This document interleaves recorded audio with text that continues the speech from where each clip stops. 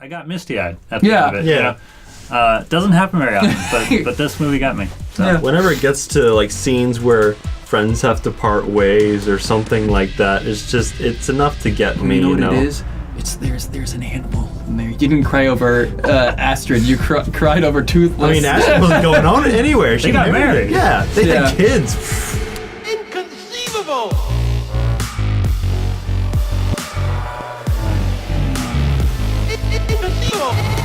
Hello and welcome to Inconceivable. I'm William, and with me today I have Alex. Hi. Sorry. How's it going? and I'm Gordon. And today we're doing a spoiler cast for How to Train Your Dragon 3. If you're listening to audio, just a kind reminder that we also have our video up on YouTube on our channel, Geek Kind, if you'd like to check that out as well. But for now, we're going to talk about How to Train Your Dragon 3 because we are fresh off the theater from that. Fresh off the theater. I don't know if that's a phrase, but yes. I'm making it a phrase. Fresh off the theater. Fresh off the press. Fresh out of the theater. Fresh out of the theater. Fresh out of cinema. It's fresh out of cinema. We're all fresh out of cinema. But yeah, so we literally haven't talked about it at all to each other. So we're going to talk to each other about it for the first time, get our first thoughts on everything. And totally spoilers, by the way. Yeah. So Sorry, lots guys. of spoilers coming. Hardcore spoiler warning. Yeah. I also want to point out that it's very difficult to keep all the spoilers in and not talk to any of you guys while driving back home. So I'm glad it's only a 15-minute drive. Yeah, but still, it's like you want to talk about the movie right afterwards, so this is going to be good. All right. Since we really don't know what our reactions are, do you want to come up with a quick one word of what your reactions are leaving this movie? I want to cry. I want to cry so much. Cry? That's what you I almost cried like 2 or 3 times at the end. Cry. I'm just like, oh, it's so beautiful. What about you? I'm going to go with great. Great. All right. I'm going to go with wholesome. Yeah. That's also Crying, great, wholesome. Because it's like, okay, so my initial reactions after going through this is that I thought it was really good. It was never too intense and never too emotional as I wanted it to be. I felt like the highs could have been higher and the lows could have been lower. Okay. But it is a kids movie, so whatever. But that being said, I don't know. Toy Story 4. Or Toy Story 3 rather. Toy Story 3 went well, dark. Toy Story 4, who knows where that's going, you know? Post-apocalyptic. Yeah. But anyways, with this, it was just kind of... It's crazy to think that the first How to Train Your Dragon was 9 years ago. Yeah. And it's like, not really childhood, but pretty close to like actual growing up. Right on the verge of me going to high school. I'd Yeah. say. I was in high school. And it's something that's just always been on the back burner. And like, How to Train Your Dragon is something that I've enjoyed more over time. You know, I thought it was like, oh, that was a cute movie and that was good and all, and they had the TV show, which was decent. But then the second movie came, I was like, hey, that was actually a decent sequel. And I was like, I'm into this. And then now, like, getting up to the hype to this one, I've actually been like really excited for it. And now that it's out, it's almost like it's really bittersweet because I think they made it very clear that this is the last one that we're getting here, unless that they're going to do some sort of spin-off. Unless they pull a Toy Story 3 or Toy Story and just have a 4th one come out of nowhere. But that's also a shame because it's by far my favorite DreamWorks series. So I mean, to be fair, DreamWorks doesn't really have many series except for like Shrek and Kung Fu Panda. Oh yeah, that's true, Kung Fu Panda. I didn't even finish the 3rd one. Kung Fu honestly. Panda is also like a really solid series. It is. I feel like this is the most serious, like seriously toned movie they do. A lot of their stuff is really like tongue in cheek and sometimes like more like Shrek, very, very comedy forward. But this is something that they're doing that's really like serious tones, and like adventure in fun times, you know. And it has a lot of heart to it. Yeah, that's why I say wholesome, because like it has a really nice ending. I was pretty satisfied with the ending. Yeah. Yeah. I thought it was good. There aren't a lot of movies that I've seen that like I legitimately like. I got misty-eyed at the end of it. Yeah. You know? Doesn't happen very often, but this movie got me. So. Yeah. Whenever it gets to like scenes where friends have to part ways or something like that, it's enough to get me. You know what it is? It's there's an animal in there. You didn't cry over Astrid. You cried over Toothless. I mean, Astrid wasn't going on anywhere. They got married. Yeah, they had kids. Oh, the kids on both ends of everything was so adorable. I like kids how are whenever they have like kids in animated movies, it's like, oh, we're gonna have a little kid that looks exactly like the male, but switch the hair color. Yeah. That's how it works, right? Yeah, I do agree with you that it felt like they didn't really have, like, it didn't seem as much like there wasn't a lot of danger per se. Because whenever they're fighting, they're not, like, you know, being Vikings and stabbing and pillaging. Nobody dies. Nobody dies. Yeah. Everyone gets kicked or like pushed out of the way or something like that, and I get that. But still, at Like the it same is a time, children's movie. yeah. But at the same time, I felt Stoic like got burned in the chest by Toothless, so they didn't show it. I feel like the stakes in the second movie were much higher, and like I mean, you did see one dragon get impaled by another dragon. You know, the big dragons, the alpha. Oh, yeah. Yeah. I'll be honest, I don't remember much from the second movie. I did only see it twice, and it was a while ago since the last time I saw it. But I did see it in the theaters, and I was very 5 years ago. yeah. I still can't believe that it was that long ago.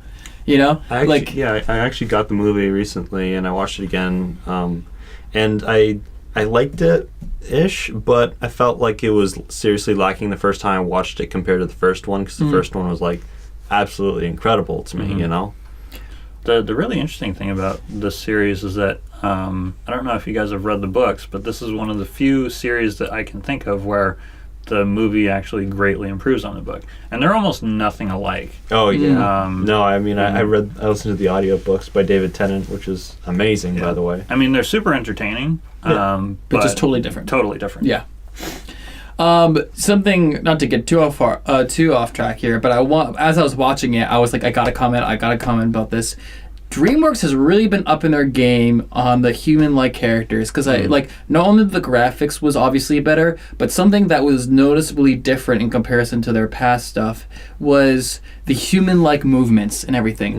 These characters, for me, were jumping off the screen with their performances, and I don't know if they did some sort of motion capture or they've just been really knocking down on the animation department as far as like just gestures and like the subtle things. Like these characters, they were so lifelike to me, and that's not something I'm usually impressed by DreamWorks. Usually they're just slightly behind the curve, you know. But in this movie, man, I saw some stuff that's some really impressive stuff, and I haven't been impressed by DreamWorks in a long time. Yeah, no, everything was super fluid. The detail was really incredible. The one thing that I thought was really interesting was the design of the characters. They've been doing really well, or they did really well, like in the first one and then the second one. But this one, I think they dialed it up to 11, and I thought their costumes and the designs of the dragons, like the killer dragons, they brought in some more like insect-like elements. And like a scorpion type. Well, yeah, that one, but also with Toothless, like they originally did base him off of like a cat or something like that, but it felt like it was much more noticeable in this movie. And also, I agree with you. Like it felt like they're a lot more human, especially with their facial expressions and it was like the subtle nuances. Things. It was just like I was watching it, and I was like, this is really impressive for animation. Like. There's there are expressions that I do myself. Like there's the one scene where Astrid and Toothless they see the light fury and they're like, and not Toothless. That was Hiccup. He sees the light fury. He's like, it's like a bright fury, and then she says light fury, and he's like, yeah, I think that's better. And he kind of crinkles his face a little bit. And looks at her, I'm like, that's like, exactly what. That's or like when the two of them are watching Toothless and the light fury later on, when they're kind of like getting together, and Hiccup has this look on his face, and you see Astrid look at him, and like you can see the emotions play out on their faces, which is like super impressive to me. Or even with the villain, like he was, when was it Rough Nut or Tough Nut? I forget which one is which. I believe it's Rough Nut. Rough Nut, when she is like making him go absolutely insane, and you see his face twitching the entire time. It's like, that's something that I can relate to on like an emotional level. That's exactly what I would do. And it was largely centered in the face, whereas in other animations, it would be like a broader it would be acted more broadly, I guess, in the physicality of the character. Because they can do stuff physicality wise that you can't do live action wise. Right. So they tend to utilize that as a means for better expression. But in this, like you said, just look at the faces. They're just way more naturally expressive. They weren't trying to do anything crazy with the faces. It was all very natural looking in this world. Yeah, and even going back to when Hiccup was watching Toothless and the Light Fury interact, there's this scene where he's doing like this sort of chicken walk and he's thumping around the ground. It looks like there's actually gravity there, like he's actually falling back on the ground whenever he's jumping up and down. So I just like that they did that. They took the time to make it much more believable, I guess. And like the hair animation is also really incredible. Not just like my luscious beard. But I get what you're saying. Not just like the hair on the top of their head, right? Because Hiccup has like some some like peach stubble. Peach fuzz throughout the movie, and it's really impressive like how subtle it is. Yeah. Because like you don't notice it at first. You really don't. But it's just supremely well done. Yeah, absolutely. Or even with Astrid, like I saw there was one shot where it's her and then the light is behind her, and I see these tiny strands of hair that sticks out on top of her head. I'm like, that's something that you don't usually see, and it was very impressive. And if you think back to what the hair looks like in the first one, and like you see how far they've come, it becomes even more. Well, it's mostly braids in the first one.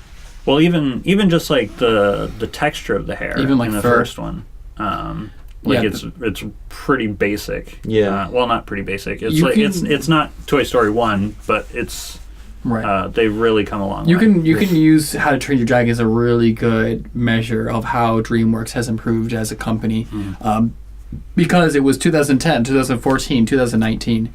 I also really appreciate the time that was spent in between the sequels, because it gave enough time for me to really appreciate every single movie. And it's weird having a trilogy over 9 years. Can you name another trilogy that we've had recently that took 9 years to finish? I mean, aside from the prequel trilogy?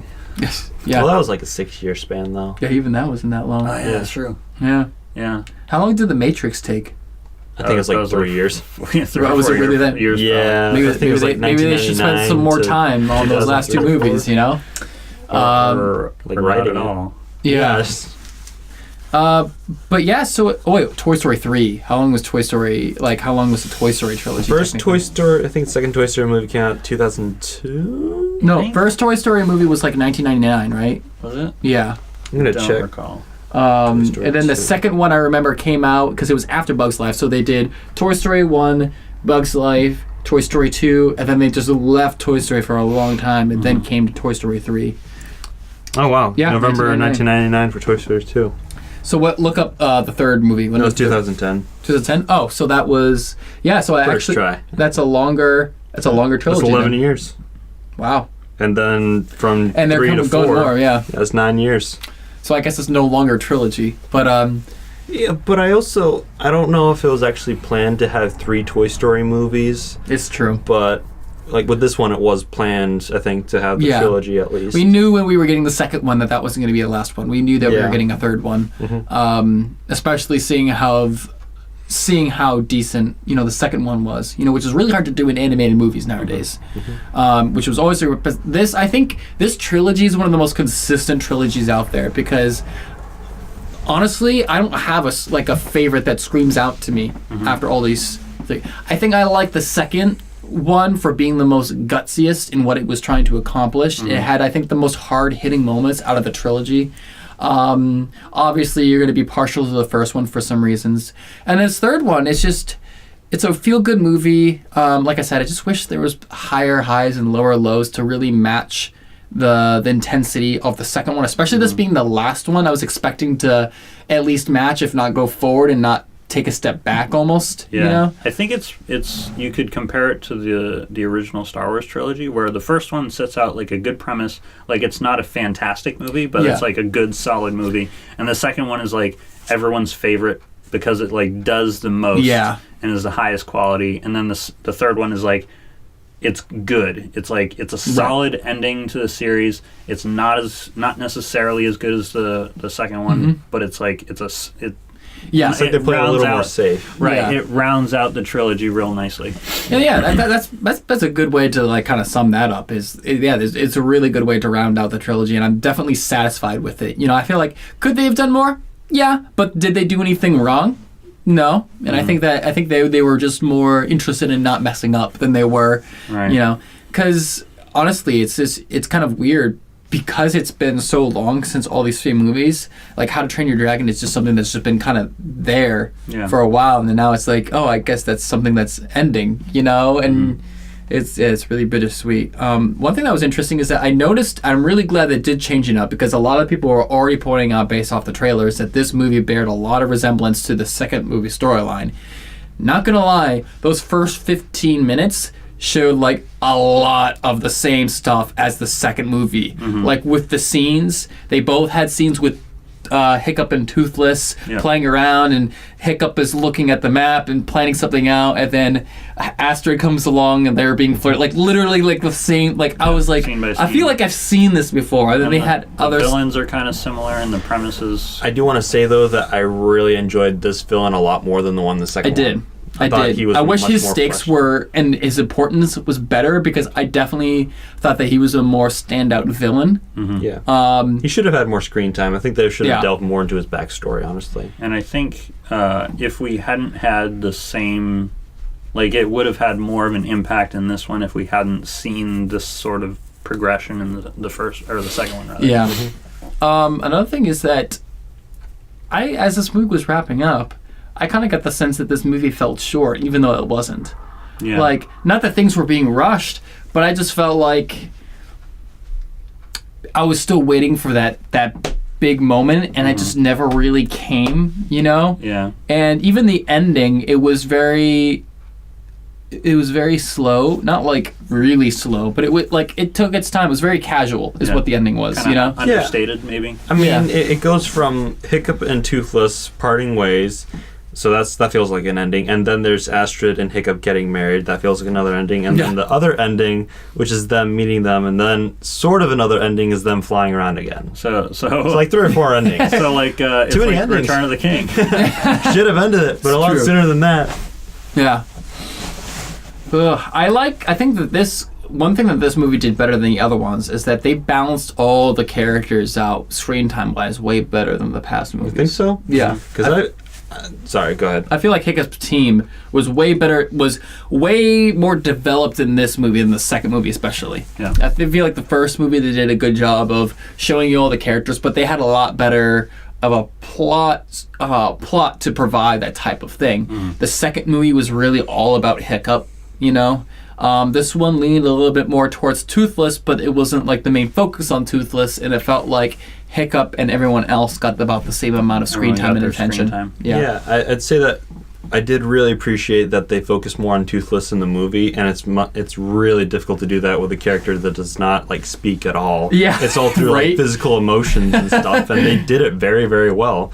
But when it comes to Hiccup's team, I felt like some of the storyline, some of their like development felt like it was added in there to be like, oh, these characters need to have more stuff to them, I guess. Like Snotlout's weird crush on yeah, I mean, it's uncomfortable. You know that's a thing in movies, but in this one, it's like, that's a guy who's literally your age, too. And that's a little... And her husband literally died a year ago, so yeah, this is weird. They had a nice nod. Oh my gosh. They had a nice nod to it. Oh yeah, that's right. It was like, who died and made you chief? And everyone was just like, oh no, too soon, man. Yeah, dude, that was rough. But the humor in this movie was great. I did enjoy it. It was great. very fun. I don't feel like there was any jokes. I was like, no. Like that was cheap. No, like it all kind of landed, I think. Yeah. Did you really think that what's the name of the guy with the arm and the leg? I'm blanking right now. Gobber. I felt like they maybe played that joke a little too much with the dragons who kept following him. Oh yeah, the like, bad omen thing. Yeah, it just seemed like it was a little too much. Yeah. I mean, it paid off in the end. Yeah, dude, that was scary. entertaining. That was terrifying. Like, oh my god! It's like, so They're eating everything. What's so scary about them? Oh my god, they're like basically magnets. piranha. Yeah, dragons. piranha. Yeah. Yeah. That's terrifying. With I felt like the writers came up with stories for the individual like side characters, and then they came to Fish Legs, and they're like, what do we do with him? Give him a baby. Yeah. It's like, okay, great. I like the part when he was trying to draw the Light Fury, which, by the way, the Light Fury, I just realized, never got a name. I know, yeah, I was just What's thinking up that with too. What she doesn't let them give her a name or anything. She doesn't get a rider. Yeah. Yeah, that's also true. She's her own thing. But Actually, like, I expected Astrid and the kids to be riding her at the end. I thought so too. I Yeah. guess she was just like, no, nobody gets to do that. Yeah. I'm not for that life. It was definitely really sad to see, like, I wasn't expecting the entirety of Berk to say bye to, like, all the dragons. I was like, yeah. oh, they're actually going through with this. I was like, Like, you guys are stuck on that island. You know that, right? because that was like, They brought their boats up onto the top Yeah. of the plateau. like that was their whole identity, you know, was, you know, them and dragons, and that was what made them unique. So it just really felt like they were losing part of their identity. It's like, wow, that's a real bummer, you know? That's rough. It also That's rough seemed it also seemed that they left Berk like a little too quickly. It was like, oh, we have to leave. Okay, now we're flying. And I'm like, wait, what? Oh, okay, nothing like, oh man, we're really gonna miss this place, or it's hard, or something like that. Well, it was already halfway burned down, so at that point they're just like, screw it. But at the same time, part of that reason was basically because one dragon tipped something over, and then half the town is gone. You're just like, Dude, what? when they had the intro of like, and Hiccups like, and there's a lot of dragons, like, well, no, duh, there's like so like, many dude. dragons. That's one thing that kind of bothered me about the first part of the movie is like he's doing his exposition bit, and it sounds like he's like the tour guide for the dragon. Yeah, I'm like, he doesn't understand you. Well, not just that, but like initially it sounds like he's introducing the dragons to their new home, but like halfway through the monologue, it's like, oh, this is what he's done before. He's talking to us, yeah. and like, And they could have just done that without having him try to. right, and it sounded like he was talking in like not in voiceover, like he's done in the past couple of movies, Yeah. true. but like in the shot itself. Which Well, it bounced back and forth a little bit. I'd Did it say. really? Well, it bounced like in the shot. It would show him talking to the dragon, and then it would go back to it feeling more like a voiceover. Also very, like, going back to the end, they had that, I don't know, I just enjoyed sitting there and watching the credits because they had a bunch of scenes from the first and second movies, Yeah. which is a very good reason to believe that this is the last one, you know, as they're looking back, and just like, oh, all these great moments, you know. They did something similar with the Return of the King for Lord of the Rings. It wasn't so much like scenes from the movies, but more just showing artwork of the characters in the movies, which was like, it was touching. But one thing that was interesting to me that I didn't realize in the second movie was that I forget the name of the character, but it's the one voiced by Kit Harington, the guy who plays Jon Snow in Game of Thrones, and it throws me off so much because it's like, Was he in the second movie? yeah, he was. Yeah, he was introduced in the second movie. I completely forgot about him. Yeah, I'm like, who is this guy? He wasn't very memorable. It's like, oh, there's a guy with a tattoo on his chin. Yeah, I was about to say, it's like, I forgot where he came, like, this is just a character, I guess. I totally forgot where he came Where from. did he come from? He was a trapper too for dragons. He was stealing okay. dragons for Drogo Bloodfist. Is that his name? The guy in the second movie. Yeah. Alright. Sure. Sounds fake, but okay. Yeah, He probably chose it himself. Again, the villain in the second movie was so generic as just the next big bad guy. Oh, I want to get rid of all the dragons because reasons. He was But kind of. this one felt a little bit more personal, felt a bit more creative. Can I say that the villain in this one had like the dopest costume I've ever seen on Yeah, a right. I mean, character I didn't in really my care life. for his hood so much. It felt too like. But like the cowl and like the leather armor and like the It looked like robes. yeah. Yeah, I mean, Yeah, it 100%. looked like he was like a monk hunter or something Yeah. like that. It was like Assassin's Creed 1 Altair, but in leather, Yeah, and I'm about it. I really appreciated his weapon too, because at first I'm just like, oh, he has a crossbow. What's that going to do against a dragon? And then it's like, oh no, it's actually the venom from dragons. Yeah. And he uses it on those too. Like he has like capsules that he just sticks into them the entire time. Like, that's actually really, really cool. I love, jumping off that, I really love the character costume designs a lot. Every year, like, it's something that we've kind of grown to appreciate from How to Train Your Dragon is how they continue to evolve both the characters' looks, less ages, and also their costumes. You know, and this movie, they introduced the fact that they now incorporate armor scales on all their armor, which, by the way, I guess they won't be able to use for that long because that's going away. They're gonna run out. Yeah, but man, that armor was essentially OP while I had it because it's freaking unless fireproof. you don't have like a butt piece or something. They had too much dragon allowed. skills go around if they freaking make one for their sheep. Yeah, what was up with that? Why were the sheep wearing... Was that just so that the dragons wouldn't eat the sheep? That's what I figured would happen. So they didn't smell like sheep. Fair enough. To kind of disguise them, because that was the whole premise of the first movie, is the dragons would show up and steal their sheep. Yeah. Yeah, that's fair.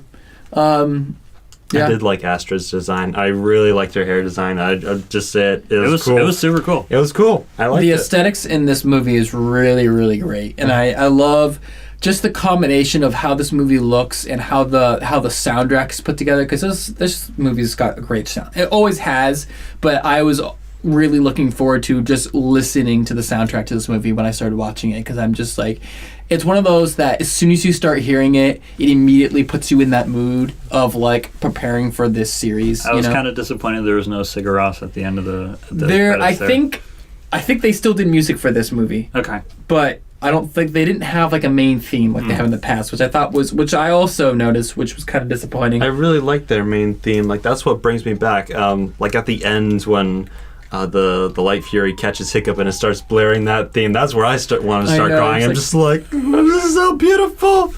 It's perfect. Yeah. I just want to say before we get away from... Keep talking. I want to see if I can find the soundtrack and what... before we get away from the aesthetic of it, Hiccup with a beard is so good. Dude. It's like, dude, you're pulling that off so well. I didn't think you could, but you did. Great job. They made memes of it, of him aging like John Krasinski, but literally, I don't know if it's because of the memes, but he actually looks like John Krasinski, animated by the end there. If John Krasinski actually had his hair down with his beard as opposed to up, then yeah, he look exactly like Hiccup. And the great thing about animation is they aged him and Astrid super well. Yeah. Because in movies where the characters are super young, and then they do a fast forward, and they put them in makeup or whatever, and it's super weird and off-putting. Like the Hunger Games? That was what threw me off. I was thinking more, like Harry Potter, when they're supposed to be super old at the end of it, or in Winter Soldier when Peggy Carter's old as hell. Oh, she's so old. They use CGI on her too. Right, but it's off-putting, yeah. Or making characters younger, but the really nice thing about animation is you can just make them look older, and they look really good. They aged them just enough that it made it believable. I don't even want to age that well. I just want to look like that now. I will say, kind of a bummer thing, and this took away from one of the only tense moments that they had, was that in the trailers they showed Hiccup with a beard. Yeah. And as this movie comes along, you realize that scene is probably going to be an after the storyline is over, and you've got this moment where he and it was really, really awesome, where freaking Hiccup decides Toothless lives means more than his own. Yeah. He tells the Light Fury to go save him, and then he inevitably gets saved as well. But I knew that he was going to even be potentially in danger, because you knew that you were still going to have that scene at the end. Yeah. I was kind of disappointed we didn't get more beard Hiccup, to be honest. Oh yeah, me too. I think it would have been interesting though if you lost even another limb falling down, having to be saved by a Fury. We're just going to remove a limb every movie. I was expecting hey, they could pull a Disney, and how Disney's been more creative with their trailers, where now just because you see something in the trailer doesn't mean how that's going to be in the movie. I was saying hey, Tooth looks all fine and dandy in the trailer, but maybe something crazy happened to him, where I don't know, he loses half his body, he goes Darth Maul style. I don't know, something crazy, man. That would be a bit much. It's a little too much, but what I did really appreciate was Hiccup and Toothless's relationship, especially the thing that got me. One of the things that stands out the most for me is when Hiccup is literally just making another like another wing piece, another tail piece, and he's coating it, he's mixing up the scales and then putting it on top so it looks exactly like it. It works. It doesn't look awkward or anything, and you just see that he has so much love and affection for Toothless, and he's doing it just so Toothless can go and have her girlfriend. It's like, it was really cool. I think I want to say something else about the relationships in the movie, but the point that they made was that he had been wanting to do this for Toothless for a while, but Toothless didn't want him to, because there's kind of like a codependency thing going on there. And that's one of the things that I really like about this movie and Wreck-It Ralph 2 is like they're really examining like relationships and like what's a healthy relationship and like how you should treat your friends and not like, this like what we're used to seeing in animated movies, this like unrealistic romanticized love type thing. Like I like the fact that like they were thinking about marriage but they weren't ready for it, you know, like hey, that's some real stuff right there. I appreciate that shout out, you know. Well, you don't like when someone else says, hey, you guys should get married. It's like, take our own time, you're feeling pressured, but like you decide to make your own decisions and all that. I was actually surprised. I mean, it made sense after what transpired, but I was surprised that they actually got married. I thought they were going to get married like when they were older. When he had a beard. That's when I was going to come in. But after the dragons left, I guess they really didn't have anything else to do. So. Right. That's funny because I was actually like, one is like panning in towards the scene where they're getting married, and you see him in like his cape or something. I don't see his face, and I'm just like, is he going to have the beard here? Is he going to have it? He's going to have it? Yeah. I think it might also have had to do with Hiccup. Hiccup wasn't ready. Like he hadn't progressed to feel like he was ready to be married. And until he was ready, Astrid wasn't going to be ready to marry him, kind of deal. Which I thought was like a nice end capper to the story. Well, she did point out, like right before the climax of the movie, that he had confidence all along, but it had always been like much easier with Toothless, and that might have been one of the reasons why it'd be difficult for him to be with her too, because like that's a two-way, you know, it's him and her basically. It's not him, her, and Toothless sort of thing. And he really came into his own as his own person, because independent of his relationship with Toothless. Well, the bad guy said you're nothing without your dragon, and I think Hiccup honestly believed that for a while, and then Astrid's like, no, that's not true at all. It's just easier with Toothless than by yourself. Yeah. It's so heartfelt. I love it. Yeah, it's got so wholesome. Exactly. It's got a lot of good feels to it. You know, it doesn't have a lot of heartbreaking feels. It's just like there are some that I thought were a little contrived, but like overall, I thought like the ones with his dad, it was kind of like yeah.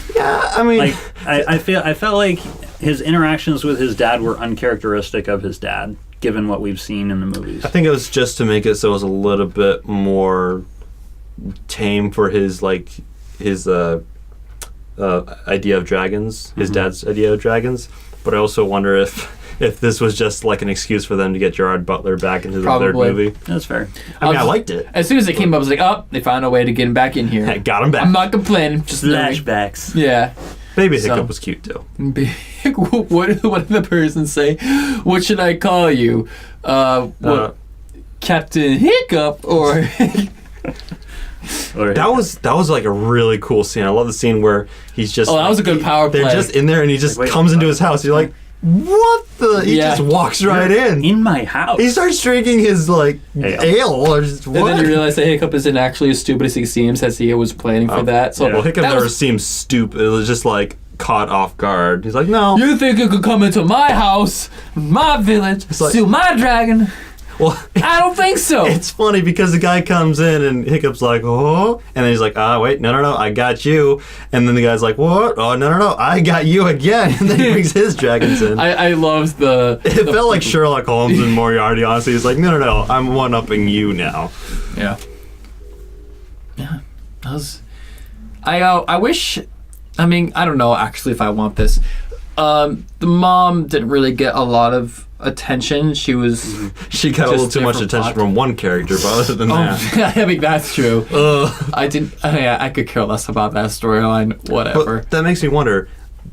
She probably wouldn't have a lot of screen time if that wasn't there. I'd say, like, she did the one thing. She would have almost none. She talked to Hiccup a little bit and to Astrid, and then she went off to go back to Burke or whatever. I almost wish, because I realized that the second movie it involved a lot of her, you know, but I wish that instead of having so many flashbacks to his father, her mom would play his mom would play a bigger part as far as him coming to those moments. I think that would have been more powerful. Yeah. Unfortunately, if he had the conversations with his mom that they kind of had in the flashbacks with his dad, it would have made more of an impact. And the his mom didn't really get. I'm trying to remember in the second movie. Like, did she get her moment? She got several. Granted, she didn't come until the second half of the movie, but when she did, she was very prolific throughout it. Yeah. So. I was half expecting her to get killed off in the third. Yeah, I thought so too. I'm like, she's going back there? Nah, she's gonna die. I mean, honestly, that could have been a good way to have that low moment, you know? Or when they're infiltrating the enemy tower. Yeah. I was expecting her to make the sacrifice. Right. Like, what if she had been the one that was captured and then killed?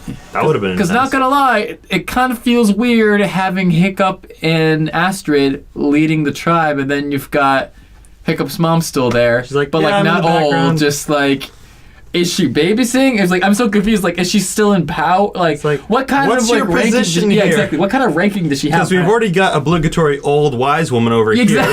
What are you? Exactly. We've already got one of those. The dragon lady. Dragon lady. The one who did the really marriage. old one who did the marriage and I was watching them in the first movie. We've already got your token character. Get your own. I mean, as far as her being, in charge, I think it is. I think the idea is that it is a position passed down from father to son, and that as soon as the one chieftain is no longer chieftain, the mother doesn't have a position of power afterwards. Yeah, I mean, Snotlet was saying, after Hiccup, I'm number one or something like that, which I don't know if that's true or not. I really hope not. I don't think it would be all true. I will, especially now that they're married. Now it's not, because Astrid's number 2 now. Well, depending on what the... Well, then you got kids, too, so now you've got... Yeah, we'll have kids, so that makes a whole difference, but before that, he said that. Once you have kids, then it's like it goes father to son, and then if the son dies without getting heirs, then it goes horizontally to the next family over. Yeah, I would imagine. I honestly thought. Sorry, go ahead. Well, I don't know if it was accurate in this movie, but in the first movie, Snotlout's dad is actually voiced by David Tennant, and he says one line. So I'm wondering if he was. I did see his character in this movie too. He has some dialogue. I could have sworn I heard a David Tennant in this movie. I thought it was one of the guys who was actually attacking them though at the end of the. I think it was the guy who saw Gobber in the Little Dragon. He's like, oh, that's cute. I thought that was David Tennant, honestly. It could have been. They might have. I heard someone in the crowd was like, was that David Tennant? I know he's done stuff for How to Train Your Dragon. Yeah, it's the guy with the black beard. Yeah. I did not like hearing our crowd, though. There's one guy in the back saying, oh, there's the light, Fury. Oh, he's going to go towards him. I'm just like, dude, I want to see it myself. I know it's going to happen. I think he was talking to his kid. I'm pretty sure he was color commentating for one of his kids. I'm just like... It's okay, fine. I thought he was talking. We were legit the oldest non parents there. Yeah, that's what fair. Was? And I don't care. What was? Crap. There was a moment where somebody said something that I had to really not try to laugh, and I'm trying to remember what it was. It was midway, right in the middle of the movie, and somebody said something. I was like, I think it was something that Tough Nut said, possibly near the end. I can't remember what it was, but I know it was funny. Anyway. There was a beat there that I thought they could have had a betrayal storyline going on. Oh, yeah. I thought, Rough Nut? Yeah, for a second, I was like, wait a second. Is she betraying the entire tribe no Are you with him? It's like, no, she's just stupid. Why'd she just walk right next to him? That's so dumb. It's interesting to think of what that could have been. It could have worked. If there was any character to betray, honestly, she makes the most sense. I wouldn't expect it. Or Snotlout. Yeah. Snotlout. I think he would have a good motive. As a jealousy thing. True. Yeah. I'm going to be number 1. Yeah. But I did ultimately end up loving that scene with you probably think you never had a prisoner as attractive as me before. It's like you see the what was it? The mold on the ends of my hair. They look like faces. Ooh, I'm like, There's some really horrifying. I was like, I'm so horrifying imagery. Please get rid of her in the movie. Yeah, I was like, just get her out of the way, dude. Like you. That was like I try not to look at my twin. I end up dry heaving. Do you have a twin? Why is your face so long? I mean, my face is long, but yours is like, oh. I actually like how they drew attention to their character. Because I have a twin, my face is long. Because there's less space, so your face. That's science. That was a good line. Oh my word. Yeah. I think she had the best lines out of all of their group, honestly. That was probably my favorite, like, funny moment which I wasn't expecting. Yeah. It was strange seeing Tough Nut trying to give a man advice to Hiccup, though. I'm just like, you're trying so hard. You can just cry into my beard. my manly beard. I'm just like, beard. This is so uncomfortable. Please stop. I like how after it got chopped off, he literally just tied what he had left in the body, so it was like super obvious. Like, oh man, it was obvious right from the beginning. I know. It's like, I just think it's so funny that there's this unsaid role where it's like, yeah, we all know it's obviously fake. We just don't tell them, you know. Nobody talks about it. I'm really impressed with Fish Legs though, because this happens a year after the second movie, and in that time he grows a full handlebar mustache. He has like good mustache. Good job, dude. It's like braided and everything. Yeah, that's a good mustache. That's hard, but good for you carrying around your baby dragon and everything. Good job. Yeah, he was. I really liked him in this movie actually. Come to think of it, It's pretty okay. I like when he was trying to draw the life. Oh, okay, fine, just copy Toothless and make it white. Make it white. I still think I enjoyed him more in the first movie, but then again, well, like I said, like all the side characters had a ton of development in the first movie because the plot was set up that really benefited them. Mm-hmm. But now when you're trying to develop, Toothless and Hiccup and their storylines, there's not much room left for them, and also not a storyline that makes sense for them without making it seem forced. Mm-hmm. This one was involving a lot more teamwork, and I think that's how they snuck in those storylines. Yeah. Final thoughts? I kind of want to watch the TV show now, but I know it's not going to be nearly as good. TV show was decent. I watched. There was a couple half of shows, right? There's two, because there's one that was the second one was a Netflix exclusive, and then I think the first one was on like Nickelodeon or something. Okay. Yeah. I mean, they still have most of the voice actors, not all of them, but yeah. Yeah, kind of want to go back and watch the first two movies. I have both of them. It'd be fun to do a whole binge of the trilogy once this comes out on theaters. Yeah. Make it a day. I think solid ending to like a really good series. Yeah. Yeah. It's good to say that they can say goodbye to something, but it's just also hard for us to say like, oh yeah, no, this is it, because it's something that's never been like crazy hyped, but it's always been there and present, and something that you're always looking forward to. And the fact that you won't have it anymore, it's like, oh, that's right, yeah, this is it. And you're like, oh, okay. I really hope though that they don't pull a Toy Story. I keep going back to Toy Story. Yeah, I know. But they wrapped it up so well with number 3. It was perfect. Don't mistake DreamWorks. Don't mistake my sadness do that. as I'm asking for another movie. Yeah. So I am content. I am very content. This is good. Satisfied. So, yeah, it's nice to know that you can just call something and be like, that was good, and it's done. Just like usually everything's about like being like, oh, it's overhyped, or it's like, oh, it's trash. Keep but this leaving is room for another movie. Yeah, I think this is pretty unanimously. Everybody thinks this is at least good. So, like I said at the beginning, very consistent trilogy. Really nice to see that for a change. And very hard to do in the anime, not the anime, the animated scene of movies. So yeah, it'll be interesting to see what takes its place on the DreamWorks house. Because obviously they got. I don't know if they're doing any more Kung Fu Panda. It wouldn't surprise me if they do another Kung Fu Panda, to be honest. That's something they could just make. They have 3 of them? Yeah? I think they might be doing another Shrek. Yeah. Oh my gosh. Was it Leave them Shrek or Blue alone. Sky who did Ice Age? No, that was Illumination, wasn't Illumination? It might have been Illumination, it? actually. Or no, it was actually Sony Pictures that did. Oh. Was it really? Yeah. Wait. Could have sworn that was DreamWorks. I don't know. Crap. DreamWorks has Over the Hedge, though, so. Oh. Good movie. Well, tell me. Who made Ice Age? Are you gonna know? For those of you listening in, Will is using his Google. Who app. made Ice Age? According to Wikipedia, it is produced by Blue Sky Studios. You're got all it wrong. first right. No, I said You did? Yeah, I said Blue Sky first time. I didn't hear you. Wow. Doesn't count. What? There's a recording here, buddy.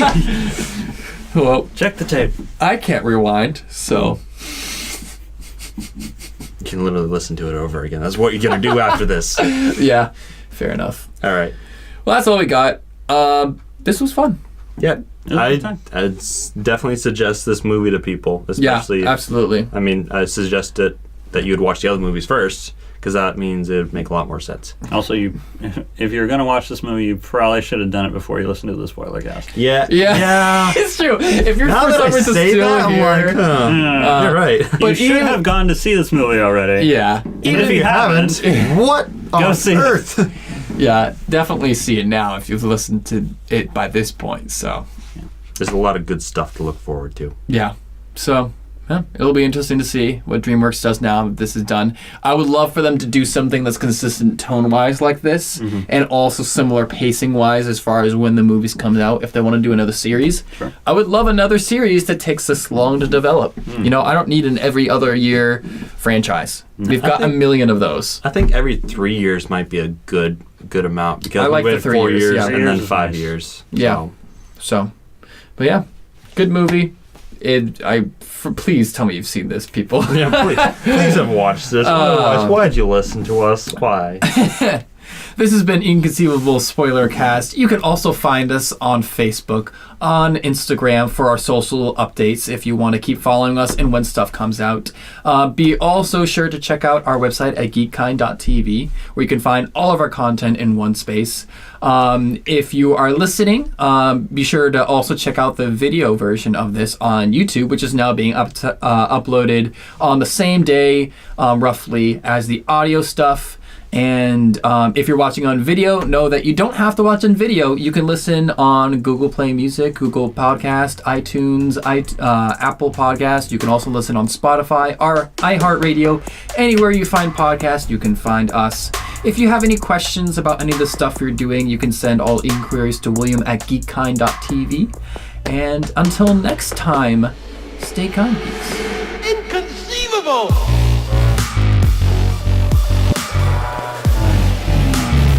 Inconceivable!